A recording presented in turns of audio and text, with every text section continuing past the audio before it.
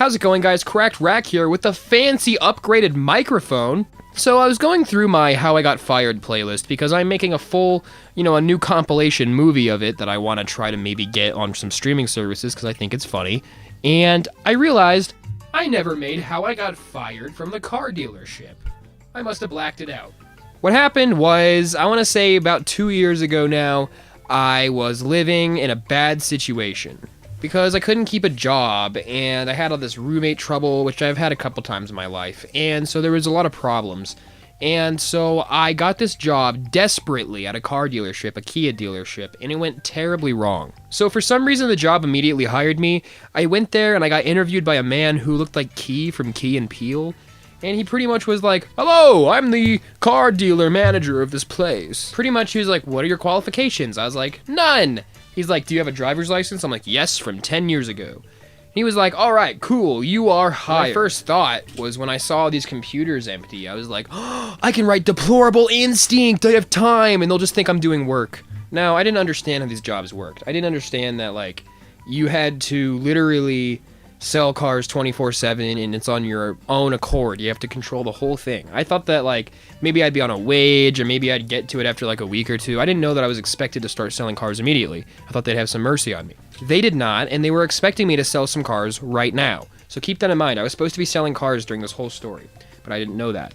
So day one, they're like, "You can test drive any of the cars you want." And I was like, "Oh." So the first thing I did was I got into a Kia Soul, and I was like, "Yes!" Because I'd always wanted to test drive a Kia Soul. They look ridiculous. They look like smart cars, but slightly bigger. They're just ridiculous. So I got inside of it, and I was like, "Yes!" And I just totally got lost into this world of cars. Now, at the time, I was dealing with some issues. I had some unresolved trauma issues, and I was medicating for that. So I was smoking so much marijuana every day, but I couldn't do that at work. So I was thinking in my head while I was in this Kia Soul, I was like, I need to get kind of high. I can't just be sober all day. So I came to the realization that I needed some kratom. You know what kratom is? It's like a heroin, a tenth as strong as heroin, supplement that recreates it. I was like, I need some of that. So I started calling all the local dispensaries, "Hey, can I have some kratom for free?" Because I didn't have any money. So can I have some kratom for free? And one store I called, and they were like, "Yes." So I was like, "Yes," but there was a problem. It was all the way down in the city, way by Moss Mansion. It was right there. And that's a 45-minute away drive. That is a very long drive. When I am expected to be at work right now, at the location, selling cars, maybe 2 of them already. So I decided, okay, I'm going to do this. So I made it seem like to my boss, I was just really studying the car. I was like, I am studying this car so hard right now. And I literally I'm studying everything about it. So then when I was gone for a while, he'd be like, "Oh, he's just learning." However, later I would learn that's not how they reacted. They just immediately knew that I had pretty much stolen the car. So anyways, I drove 40 minutes down to this dispensary. It was all the way on the butt end of town from where I was. And literally, it was this amazing dispensary I'd never even seen before. And I was like, "Can I have my kratom now?" And they're like, "Yes, we saved it just for you." And they put 5 tablets in my hand. And I was like, "Yes!" And so I took 4 of them. And you'll see how much of a mistake that was. Right after I took it, he was like, "Whoa, you shouldn't have taken that, bro. Those are really strong tablets each. I gave you that so it would last a while." So I was like, "Oh, thanks." And I just awkwardly walked to the building, got into my car, turned it back on, and I felt good. I actually felt good. I felt like I had just IV'd some heroin into my veins pretty much. And I was ready to go sell some cars. But as I'm driving, I'm like, even thinking about it's making me want to throw up. I felt really nauseous. And not just nauseous, I felt like this pleasant and fun, weight on my body. Like a silly elephant was sitting on me or something. It's hard to explain.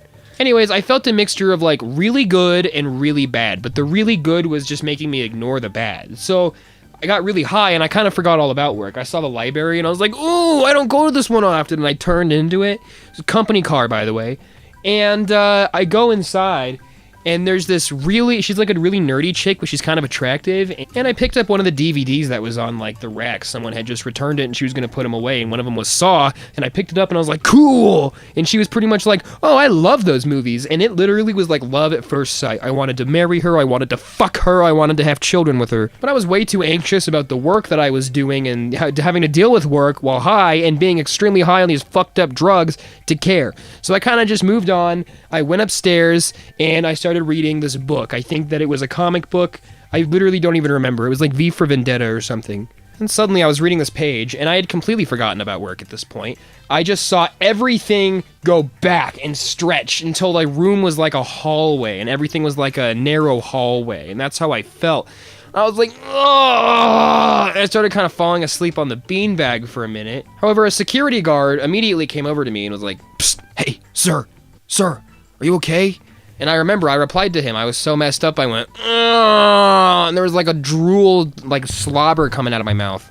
And he didn't care at all. He was like, you need to get out of here. So I was like, okay, fine. And he could tell I was on drugs, obviously. He probably thought I was on actual heroin.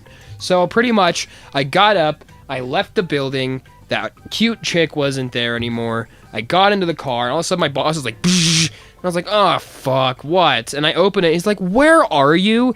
I was like, at the library. He's like, why are you at the library? I was like, well, I'm studying these cars. And he's like, whatever, can you just come back? And at this point, I think he's fired me in his head already. I was okay with, because I didn't want this job. I was just doing it to impress my parents, pretty much. So I get back there, and I'm ready to do some work. I'm like, yeah, do some work. And I can't believe that I drove, 40 minutes high out of my mind on opioids, pretty much. That's what I might as well have been taking. So for some reason, my boss isn't even mildly offended at what I've done. He doesn't even care, bring it up. And I'm like, okay, whatever. I go back to my chair, and I'm like, oh!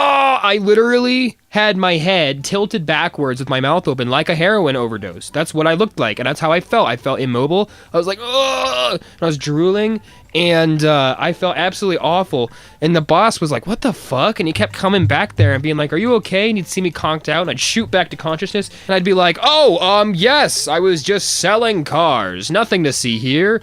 And he was like, oh, very good, very good. And he went back to his office. Then he came back 5 minutes later. I'm conked out again. He was like, what are you doing? I was like, oh, geez, was I doing that? Oh, gosh, I just got really tired, sorry. And then he came back a third time, and I was straight up passed out sleeping on my keyboard. And he woke me up, and he was like, hey, you need to go home. And I was like, oh, shit, I'm caught. So I go home. Everything's fine. The next day, I go there, and I have the worst incident that I've had thus far. I pretty much committed grand theft Kia. One positive, they liked my videos. They followed my videos because I shared it with them, and they were like cool, and they thought it was cool. So that was really fun. However, they actually asked me, they were like, you should make like a funny video about Kia or something like that. And I was like, no, I'm gonna make a serious commercial for you guys. That's what I'm gonna do. So, using my real camera that I brought from home, my DSLR, I made a commercial with, I think it was, I don't even want to know. It's like the Kia Sportage or something, a $30,000 car. And I made a commercial with it that I thought was so cool back then. I was like, I am so cool. Looking back, it looks like garbage, and the commercial's a joke. I couldn't even find it. I could literally only find a little snippet of it, and it looks like crap. And don't forget to turn your car into sport performance mode. You go so fast for an SUV, it's scary. Whoa, that was way too scary. So all in all, the Kia Telluride is the greatest. And they acted like they loved it, and I was like so proud of it, but looking back, I don't think they loved it. I think they were just trying to be nice, or they thought it was funny and weird, because I think it is kind of funny. I did not intend for it to be funny. Anyways, this is where things get dark, because yes, things got very dark. So basically, one of these nights, I was like, man, I hate this job, because I hadn't sold a single car, because I didn't understand it. I didn't understand what to do. I'd get to the paperwork and they'd be like, okay, what's your APR 5678 title registration? This is all easy stuff now. But back then they were like, oh, title registration. Oh, this. I was like, what? And they were like, oh, taxes, tax form, credit check, credit loan. I'm like, what the fuck are you talking about? And this night I just decided I don't care anymore. I think I'm going to get fired anyways. I might as well just have fun with the last couple days of the job, if I could even get that far. And it ended up being my last day. So I took one of the Kia shit boxes. It's a shit box that when you press it, it goes, bah, bah, like really loud roaring as you drive. Like it sounded horrible. And I regret this now, but I was like, I'm going to be kind of a nuisance for a minute, because I thought it was just ridiculous that if I press the accelerator, it goes... So pretty much I started just driving really hard around things that you wouldn't suspect. There was literally like a protest going on, like a little protest for some Native American thing, and I drove by going... looking at them. Then I saw a little girl eating her ice cream cone, so I went... just drove by as fast as I could. And then finally I saw this like entrance to a suburb area that had like this huge block of houses, and it was closed off at the end. And I was like, ooh. And I drove in it as fast as I could. So I'm just driving by these houses. Started at 25 miles an hour. Then I was like, I bet I can increase it. Went to 30. And keep in mind, there is like a dead end at the end. So I knew I was going to turn around. So I was like 30, 40. And I started going faster and faster until I was like, okay, I'm very close to the end here. I can just turn around. So I can just speed really quick. I don't know what kind of logic that was. So I went at like 55 miles an hour. And it was so loud. It literally had to have just gotten the whole block's attention. And then... at the end, there was this scary dude. I want to say 6'4" or 5. Huge muscles, like almost like a cartoon villain. And he's scary, and he's standing in a vest, and he's looking at me. And he looks like he's about to kill me. He was like, I rolled my window down to hear him out, and he was like, what the fuck is wrong with you? And I wasn't scared. I'm so used to adults trying to intimidate me this way. So I was literally just like, oh no, I acted like I was scared. And pretty much, because I mean, I know, what are the chances he's going to come over to my little Kia Rio, pull me out of the window, and kill me? Very unlikely. So I was like, sir, I am so sorry for what happened. And I was being totally manipulative, because I wasn't sorry. I was insane. And I just wanted to go around his neighborhood at 50 miles an hour without a problem. And he wasn't having it. He was like, I cannot believe you would do that. There are cats running around here and dogs running around here. And he's right. I didn't think about that. It was clear when I did it. But I was like, shit, you're right. So I was like, sir, you're right. There's cats, there's dogs, there's little kids.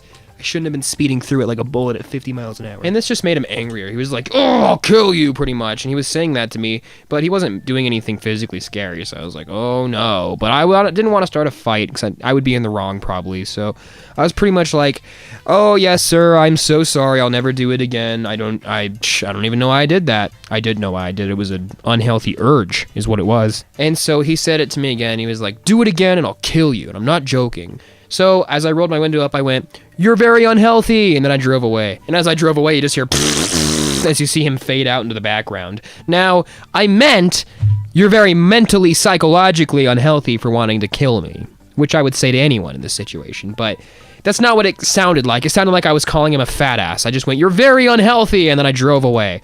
And because I was on this, like, basically synthetic heroin, I didn't care at all. I wasn't even mildly scared or in fight or flight mode or any, like, bad from this dangerous situation. I didn't care. I just literally went back to the car dealership, and the boss said, you're fired. I don't know if he heard about the incident. I don't know if he'd been plotting it, but he just said, you're fired. And I was like, you know what? Okay. And I shook his hand, and then I went home, and I never went near that place ever again. And as I walked out of there, I saw this chick who was, like, his age, and she was so hot. Oh my god, it was his wife, like his trophy wife. But at the same time, she was also repulsive because she was like so pristine and like so prissy that it was like she was a narcissist. And honestly, I know I was acting like a jackass here, like for real, just being a total douchebag here. But like at the same time, this was a sketchy place. They didn't care about any of my documents or anything before I started driving these cars. They hired me after like 20 minutes of interviewing, if even that. They constantly made homophobic jokes about anybody, like even a customer. They'd be like, look at that faggot who just came in. And we're a fucking Kia dealership. And it was just a nightmare, and it was a bad place, and there was this creepy, and I could say this because I don't think any of them are watching this, but there was this creepy dude who worked there. He was like 50 years old, maybe, and he was like 450, 500 pounds. He was really big, and that's not why he was creepy. He was creepy because he had like some ketchup in his desk, and he'd pull out like a dry hot dog from his backpack. He'd be like, and he'd open the desk, pull out like a tube of ketchup, and be like warm room temperature ketchup, and he'd be like, and it'd be like on his lips and everything. It was really horrible to watch. He did it in front of everybody. And he had, the only decoration he had was this picture on the window, and it was of his child who unfortunately passed away due to, like, I think drunk driving or something, which was just such a negative, like, decoration, and that's all that was there. Just a bad scene. So between my sketchy boss, who hired me instantly without caring at all, who looked like a member of the cartel mixed with Key from Key and Peele, he was weird. His wife, who looked like a trophy wife in the Mafia, she looked like a porn star trophy wife, came in and was there and was pretty weird. And then there's these guys, these fucking employees that are like 300 pounds, being like, yuck, yuck, yuck, we hate faggots. And then there's me, pretty much hijacking the cars and being like, way, going through neighborhoods. Yeah, just what a horrible time. What a terrible, horrible time. What a terrible place. What a terrible business model. And they gave me no guidance at all, and I resorted to pretty much doing heroin in drag racing in the cars.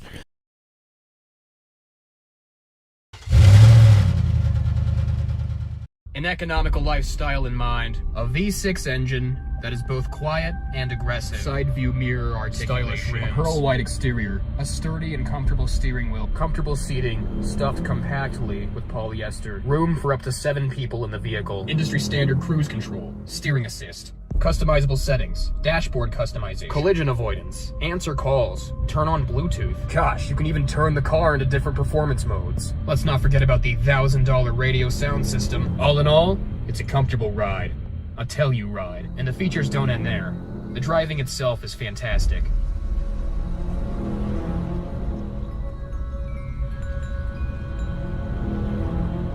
The feel of the vehicle itself is fantastic, with extremely smooth steering that makes everything you drive on feel like marble, and a strong center of gravity, reducing any bumps or annoyances when going high speeds. And don't forget to turn your car into sport performance mode. You go so fast for an SUV, it's scary. Whoa, that was way too scary. So all in all, the Kia Telluride is the greatest, or at least one of the greatest luxury SUVs currently on the market. In terms of miles per gallon, storage space, and economic affordability, you cannot beat the Telluride.